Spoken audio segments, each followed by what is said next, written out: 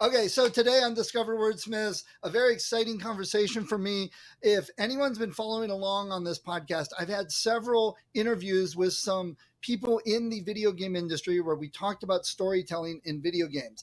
And today I'm continuing that with a couple of teachers at a local school, BioMed STEM Academy, which I'm very excited to talk to because they have an eSports team, one of the few in the area. So welcome, Eric and Alexis. How are you guys doing? Good. I'm doing wonderful. How are you doing today? I'm really doing great. I've been excited. I went to Blossom last night, saw Duran, so I went to bed Cool. late, but then all I could think about was talking to you guys. So if I yawn, I apologize. You're not boring. It's, body catching up. Before we start delving into this to inform parents and students or whatever, tell us a little bit about BioMed and what BioMed is. We're at BioMed Science Academy, and BioMed is a STEM plus M school. STEM stands for science, technology, engineering, and mathematics. But we also have a medical pathway as well at our school. And what we do is, instead of just teaching math, I will teach math in terms of different science and technology and engineering and even some of the health pathway. So the math that you see not only goes with the state's standards, but I'll also give those applications in the STEM field. And that's not just me, but the entire school. That's part of our mission and vision. Mm-hmm. And my kids, after they went there, what I described to people is instead of just sitting down for a history class where they tell you the Panama Canal was built at this time, they say, go do a research on it and build us a working canal that you can move levers and adjust it, and then tell us how it affected the economy in the area. And I'm like, oh my God, that tells you so much more than just it was built in this time. Woo, So I always love that about BioMed. And I remember the table of elements. When I was in school, it's like, okay, memorize the table of elements as much as you could. Who cares? Nobody. You can look it up. So who cares if you memorized it? But you guys put them in groups, because that's important, working in groups in the world, in companies. And you said, okay, this is your one or two, research these, tell us everything you can find out about it and give a report. And I guarantee those kids remembered those two better than everything else. And I always thought that was such a great approach to learning and much more exciting. I don't know if the students get it so much, but if I could talk to BioMed, I would. So, all right. So what we're going to talk about a little bit more in depth today is your eSports team. And I was really excited about this because I've been trying to find out more about video game storytelling, and it connected to eSports because Ohio just approved eSports teams in high schools to get varsity letters this year. And I was super excited about that. So I convinced you guys to get on here and listen to me and talk to me a little bit. So tell us exactly what eSports is for the world in general. To make it as easy as possible to understand, kids that play video games competitively against each other. Now, go ahead. Oh yeah, I was gonna say we use esports just like any other sports where we are going to build the community with one another. We have problem solving, we have team bonding. It is competitive like those other sports. While it might not be physical, but all of those same skills that you do in those traditional sports, we also hone in on those in our esports community as well. And we also have a good time. Yeah. Right. So there's a whole lot there to unpack, and that I want to point out to people the benefits here, but I don't want to just spout it all. We'll do it in a conversation. So when you say, first of all, that who can join the esports team? So for us, anyone can actually join esports. We are broken into two kind of divisions. We have a club aspect and an actual competitive aspect. We do have to break it up. We are in a particular league. And in that league, the middle schoolers are no longer allowed to join the actual competitive side. So we do split it up into two. But anyone can join our esports team. If they are in middle school, we're actually going to get them prepped for when they do come to high school, that they are ready for those actual competitions. Okay, so you said skills and then you said prep. What exactly does that mean? Because I've talked to parents and they've said, well, how do they do that if they're sitting in their living room playing Donkey Kong? What's that mean to they just don't get it. So tell me what you mean when you say to get them prepped and the skills they use. I'm going to make this easiest. I'm going to pick on Super Smash Brothers to make it a lot easier for me because I don't know all of the games out there. But what we do is for for our specific league that we're in, there are certain rules for when they compete. And we make sure that one, the students understand what those rules are, and but so they can also use that to their advantage. So they can learn the how do I want to say it? The mechanics. Yeah. So they can learn the actual mechanics of the game before they actually get to the high school level. The next thing is that way they can also communicate to each other as a team, like, hey, we have to verse these people one-on-ones. We have to put our best person first. So they'll have to decide amongst themselves who's the actual best competitive player, and then strategically determine who's going to go next, and then after that. But we'll also have practices. Well, they'll determine, like, hey, if you're going to use a grab, you have to watch out for X, Y, and Z because you'll be vulnerable to specific attacks, counters, and so on. Okay. And first of all, so I know a lot of parents are probably like, what the heck is Smash Brothers? So tell us, again, there's just so many things. I don't know what I'm bouncing around. So let's say football, baseball. So parents understand that. My kid picks up a baseball and we practice throwing it. They practice catching it. They get there and you throw the ball and they bat and they run around the bases and they learn the rules of the game. So with Smash Brothers, it's a video game. It's a fighting game, and characters and the players choose their own characters, which have strengths and weaknesses for each. So, how would you say to for a parent to wrap their mind around how is what you're doing comparable but also different than regular football, baseball practice and skills? I actually wouldn't see it. No. I mean, that's a lot to process as well. I know there's a whole lot here. I wouldn't see it that different because even in football, they have to hone physical skills, right? Yeah, they have to figure out like what their strengths and weaknesses are. And with Smash Brothers, it's gonna be the same thing. They have to understand all of the different characters' strengths and weaknesses, kind of like what you were saying. But they're also gonna have to be able to play to their opponent. So if they know what their opponent's strengths and weaknesses are, so for a particular football team, you might know that, hey, their defense is really good. So you're going to have to find ways to get around their defense. Same kind of concept in Smash Brothers. Each person will pick a character, and then they're going to have to know that character's strengths and weaknesses to be able to overcome and actually defeat that player. Oh, sorry, go ahead. Oh, you. I was going to say, in my thinking, you've got the guy who is maybe not as heavily built, but has a good arm. So he's the quarterback. Then you got the guy that's, the refrigerator and he's in front of the quarterback blocking.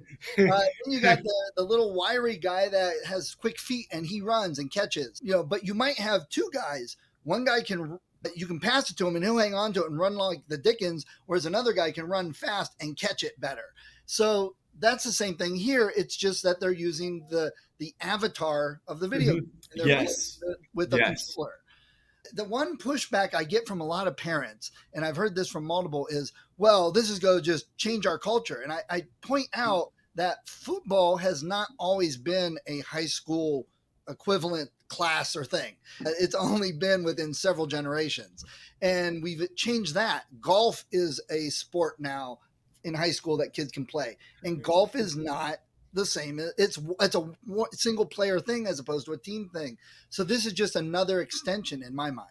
No, and I would completely agree. And to piggyback off of that, football nowadays is not really the same as football was 10, 20, 30, 40 years ago, as those rules and like even the equipment that they wear is constantly evolving. Yes. So, I mean, and that's going to be the same thing. So, things that were in the past, yes, we will still kind of do them today, but it just looks a little bit different. And so two other big things I always like to point out is that number one, you can have a bigger variety of kids that can be on a team and join a sports team. Whereas I was not necessarily big enough to really play football. I might have been able to run, which I probably would have done very scared to keep so I wouldn't get tackled. I could have played baseball, but the point is, it's very connected to physical ability. And even today, most high schools, the sports teams are male dominated. There's not as many female teams. Basketball, baseball, yeah, we do have the teams, but you don't get the mixture of male and female playing on the same team. Esports allows all of that. Plus, I'm guessing you can have a bigger team than most football, baseball teams. Get more kids that can join it. So how many kids do you have on the team? In general, for the competitive or in all of esports together? Competitive and all of it together. So all together, generally around 50 or so. About, yeah. Which for us, that's massive. For those who don't know much about BioMed, we are a smaller school with graduating classes in the around 70s or so. Right. So to have 50 students in it, that is a very massive number. This year, currently, we are still in the process of registering teams and getting teams ready. And the only one that's ready so far is we have one Smash team that has about 8 or 9 players. Yeah, about. But we know that there's some other people that are trying to put other teams together. So we're kind of in a weird limbo waiting for them to make sure that we have all of the players to make sure that we have a team. So what are some of the other games that you could play or are played in competition? There's Valorant, there's Apex Legends, Overwatch 2, Mario Kart 8. Rocket League. Oh, Fortnite. Can't forget that. Yeah, Fortnite. Middle schoolers love Fortnite. Yeah. We can do chess too. Yeah, that's another one that I was also about to say is chess, which is also really cool. Yeah, am I forgetting any? I'm sure there's more. We're in a specific division, and in our division, there's only certain games that you can play competitive. And there's a whole bunch of different divisions that you can join. Just in our specific one, those are pretty much most of the games. Oh, and in case we forgot to actually mention, Smash Brothers, that one too, obviously. And again, to help people wrap their minds around it, sports have changed and evolved and are different. We think of high school sports, football, baseball, but like I said, now there's golf, and golf is definitely not I have to be super strong and super fast, but it's a skill. Race car driving, which I brought up Gran Turismo in the movie that's out, that's a different skill, but it's considered a sport. And some of the other sports out there, the triathlon where you have rifle shooting and skiing and tobogganing, the toboggan sleds, that's a sport. Ice skating, the figure skating, all of these are different with different skills. This is just the modern skill. To add on to that, because I do completely agree with that too, there is still a level of physical skill that is needed. Because as you were playing, a lot of these things, when you're playing in these competitions, a lot of these things happen at a blink of an eye, super fast. So you have to be able to quickly take in all of that information and then physically react. It's just that physical reaction isn't necessarily a tackle or a sack or maybe a kick of a ball. You are moving your hands, and you actually have to be quick with that in itself. So there is still a physical level to it. It's just not full body. Yeah, it's not full body. You're not breaking your bones. Hopefully. Hopefully, while doing it. But to reiterate again, you can have boys and girls on the same team. Yes. You could have somebody who's in a wheelchair that could never have even done necessarily golf and getting around on the course. They can play esports. And I know some of the new adapter controllers. Words right out of my mouth, because that's actually about what I was going to say is it is more accessible. That's the word I'm trying to say. It is more accessible than a lot of your traditional sports. And for those parents who are listening and you are concerned with, hey, maybe your child has some accessibility things that they need assistance on, there are a whole bunch of special controllers that help that are designed for multitude of different, how do I want to say it? What's the word? Physical abilities. Yes. No, for sure. Thank you. And also somebody, and I know when my son and daughter were in school, they had a lot of friends that were identified as being on the spectrum, what we used to call autism. I know that still comes up, but they try and use that on the spectrum more. And with the input of football or baseball, they would never be able to compete. And not do something like that, it gets overwhelming. But the video game interest is usually a lot stronger, and that gives them something they can go do. So again, the diversity and the inclusion, that's buzzwords in this decade, and video games are it. That's what gives it to everybody. So why did BioMed decide to do an esports team? I'll be honest with you. We weren't here yet. Yeah, we weren't here when they started. If I had to take a guess, a lot of kids really wanted it. Yeah, no, for sure. It was started by Mr. Alex Wolf. Okay. He's still teaching. I forget where he's at now, but he started it, and then it was passed down to Aaron Ettinger, and then it was passed down to us. I do know this for our community, since BioMed, it is a choice school. So we actually pull from a whole bunch of different districts. So we don't have any actual physical sports ourselves. Most of those students go back to their home district for it. But esports is our actual only competitive sport that we have that's specifically biomeds.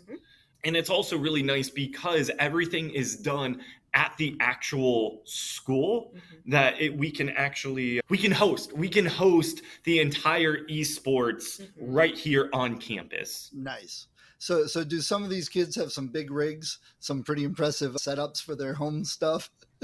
Some of them have told me about their home setups. Yeah. No, for sure. And I've had kids ask me too, like, can I bring in my PS5? And I'm like, is that a good idea? So when they come in for a practice, we've touched on this just a little. When they come in for a practice, what's a practice look like? It's I assume it's not just chaotic, turn on TVs and play video games, time to go home. What are you doing at a practice for the kids?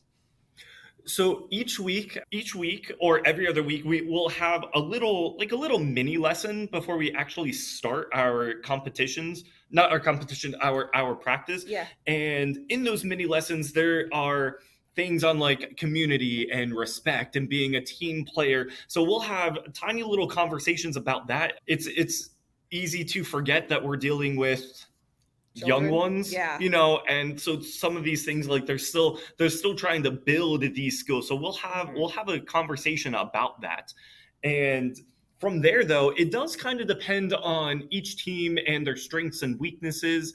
Last year, we went through, and our Smash Brothers captain, he went through and he watched all of the others play, all of his other team members play, and he identified like, hey, you're constantly getting thrown because you are doing X, Y, and Z. So in order to combat that, you can, and they'll kind of work through some of those strategies together as a team.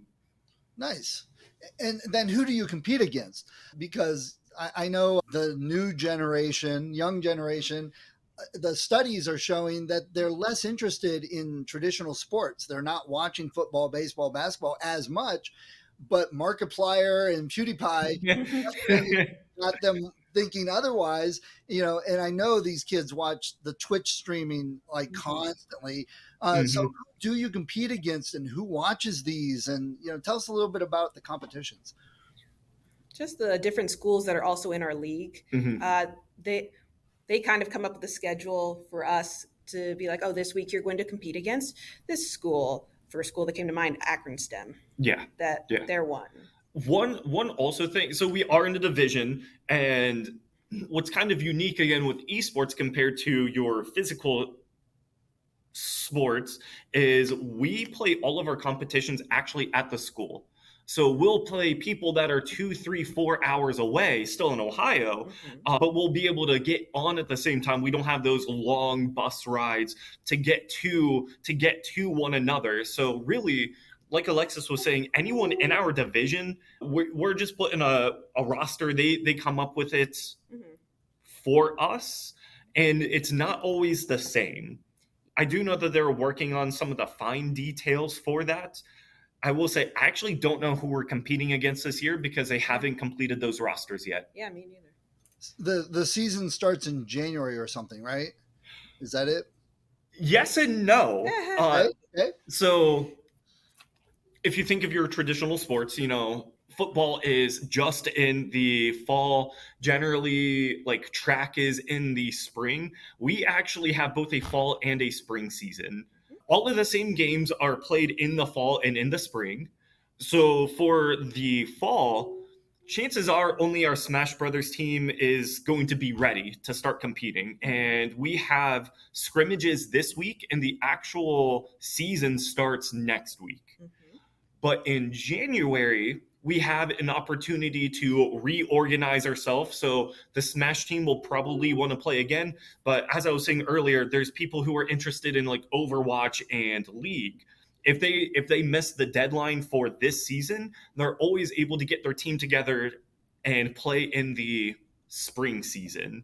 So we are starting now, and we will also start again later. Got it. Nice. And can anybody watch these? Do they stream the competitions? Some people do. We didn't do it last year. Yeah, last year was Alexis and I first year, Yeah. So there was a lot of information that we had to gather. There is streaming. Most of it does happen through the official Discord, but we can stream through Twitch if we want to, and we can have parents or whoever wants to watch. That's something that is on our to-do list. Yep. as it is quickly approaching for us. Yes. Yeah. And so if you like compete for 7 weeks or whatever and you win, is there then a bigger Ohio State competition? Is there then a national competition? How does that work? Yep. There's like the quarterfinals, semifinals, And finals. So that's in November, I believe. I do know for sure that there is like once we are, let's say we win in our actual division, we'll play against other divisions again within our league, but our league is only for Ohio. I don't think that we have a national, at least for the one that we're specifically in. But that doesn't say that there isn't other leagues that schools can join that do a national competition. Doesn't Akron have the like Ohio State finals or something like that? They host. They did last year. Yeah, they did. Okay. Akron did some, and Mount Union also. That was the other one. Mount Union also did some as well. Okay. It might have also been like the different seasons as well. Yeah, because Mountain Union, I think, was at the end of the year. Yeah. Nice. They're both up around us. Yeah.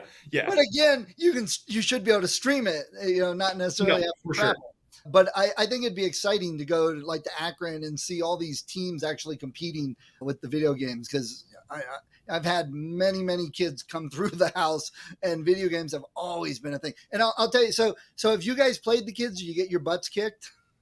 And he's played more than I have. Last year, I coached Valorant, and I still am not clear on the rules. No, fair. So I played against Smash, and I was able to beat most except for our top 3 players. I was not able to beat them. But also, I grew up playing Smash Brothers, so I played a lot. But now, as I get older, I don't have as much time to play the games. So yeah, they whooped me. Yeah, you guys are much closer to that age group. But I'll tell you, if they add Space Invaders in there, I'll take any of those kids on. Oh yeah. If we go Killer Instinct, the Super Nintendo version, I actually had them pull it up on one of our big TVs up here, and I was able to defeat 2 or 3 of them in a row without even getting hit. So yeah, you want to take it back to like old school Killer Instinct? I got you. Oh, that played Street Fighter 2 on Super Nintendo, and they would get they were so good, played so much that just for show at parties, they would actually sit with their backs to the TV and fight each other. And it wasn't just on the opposite sides; they were like right there and with the moves, because that's the other thing people don't understand is when you get those top baseball players, the top football players, they practice throwing, they practice throwing, they practice hitting, they practice hitting, they practice until they get it so minutely tuned. One of my favorite stories is Dr. Larry Bird. He was doing a Pepsi commercial back in the 80s. And what they wanted to show was, he shoots and he misses. He drinks a Pepsi. He shoots and he makes it. So they were filming this and they said, okay, shoot and miss. It took him like 34 times to miss the basket because that's funny. Tuned and trained.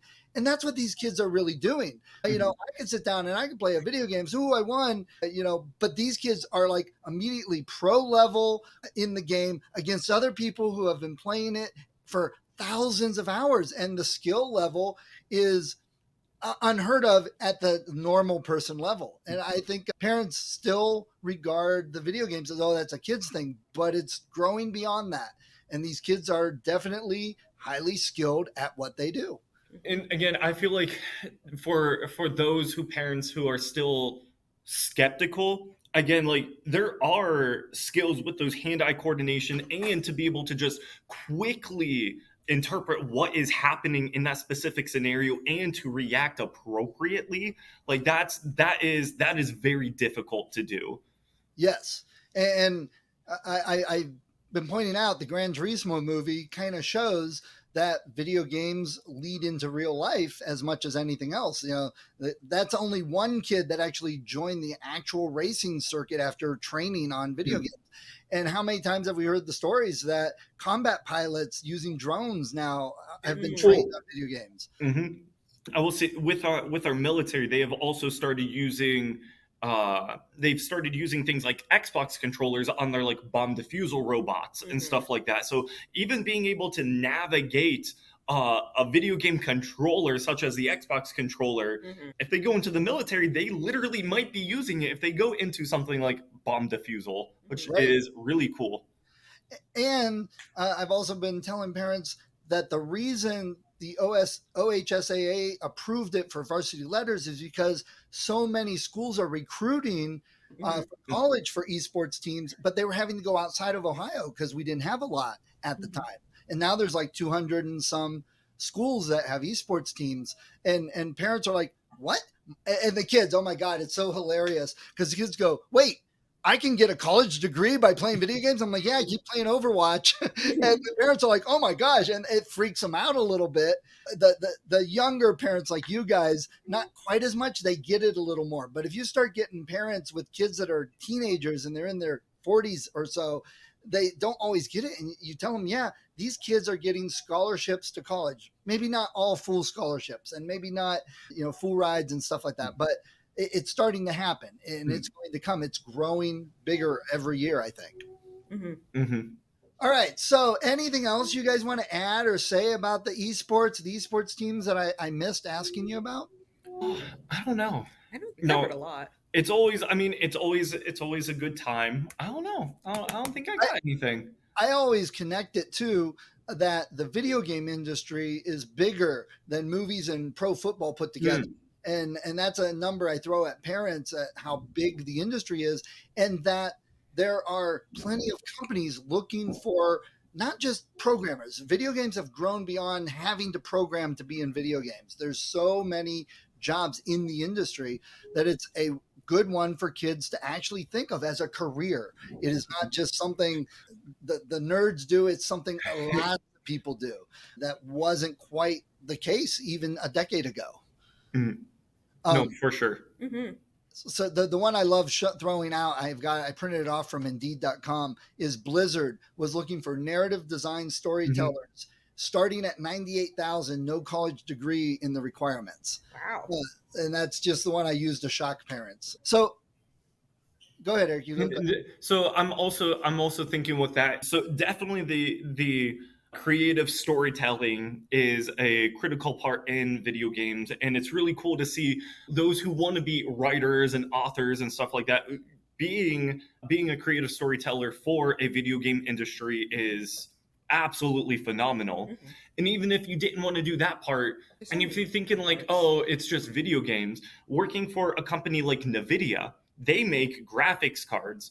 But not only do they make graphics cards, but those same pieces of hardware that give you the stunning visuals, they're also used in a whole bunch of data centers to quickly process a whole bunch of different information. They'll use that to model things like infectious diseases and the spread of infectious diseases. They'll work on heavy computations as well. So even if you're not necessarily interested in the video game aspect of it, like those pieces of technology that do fuel it are also applicable in a whole bunch of other fields as well, which is really cool. Mm-hmm. Yes. And I've been talking to the primary school, middle grade, because they do teach a narrative storytelling class. Mm-hmm. And cool. I've been talking to them about that. So that's the other thing, is these skills and video games are permeating the kids' lives so much that kids in 3rd and 4th grade are learning about making video games in one way or another.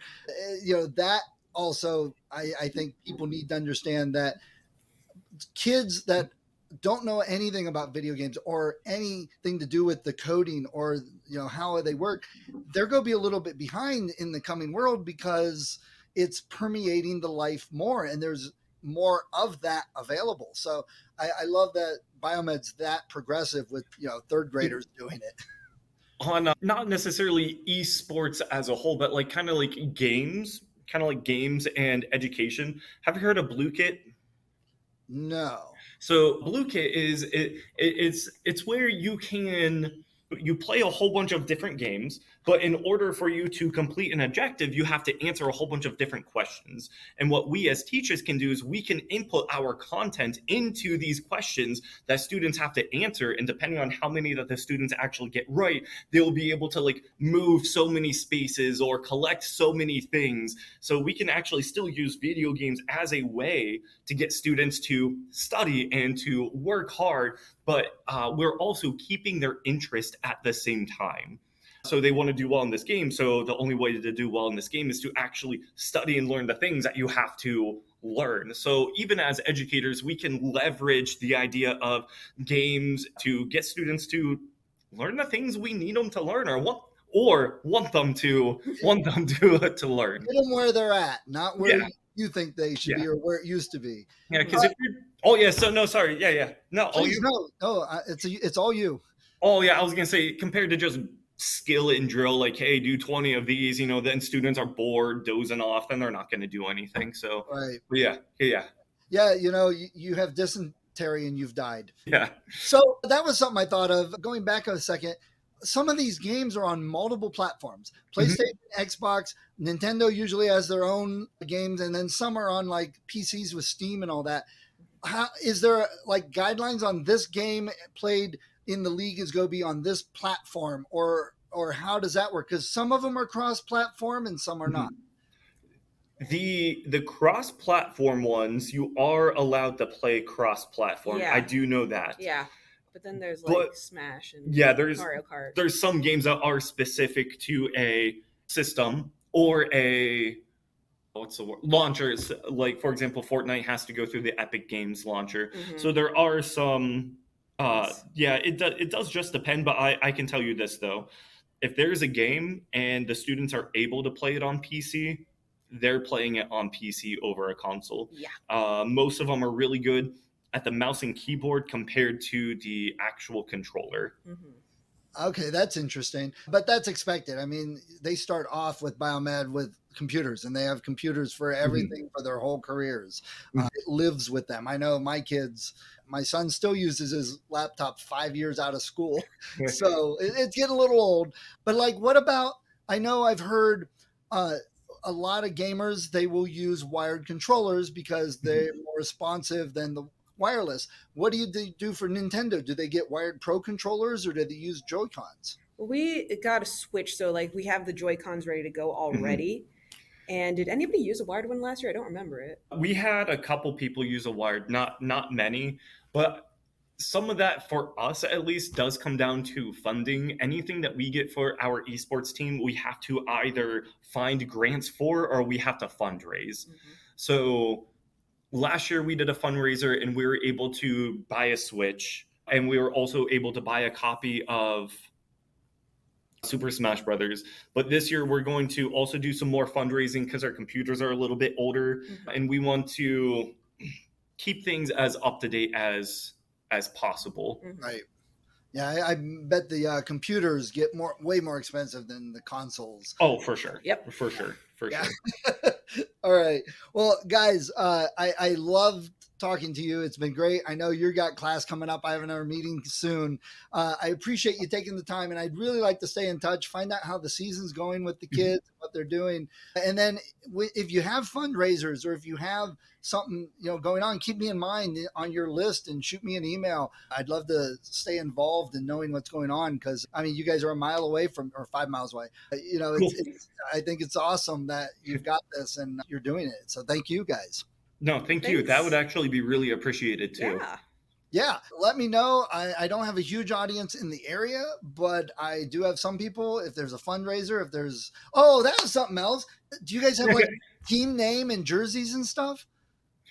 No, yeah, we actually talked about we talked a little bit about getting shirts made for them last year, because they had shirts made, I think, the year before. Yeah, it was the year but before. we weren't able to get any last year. But I know this year that we're actually really trying to get, I know, shirts more than jerseys per se, but still kind of, I guess, in the same vein with our actual, because we have an actual esports logo as well to get that on it. So that is something that we're definitely also looking into. Good, cool. Well, if you open it up to parents and stuff, buying some of the swag, shoot me that too, because I'll definitely get a shirt and wear it around. Definitely. No, dude, that's awesome. All right, guys, I appreciate it very much. It was a great talk. And again, I'll let you know when this goes live. I'll probably put it up pretty soon because I want to get this out, and I want parents and people to be able to see it and see how the world has changed and wake some people up to it.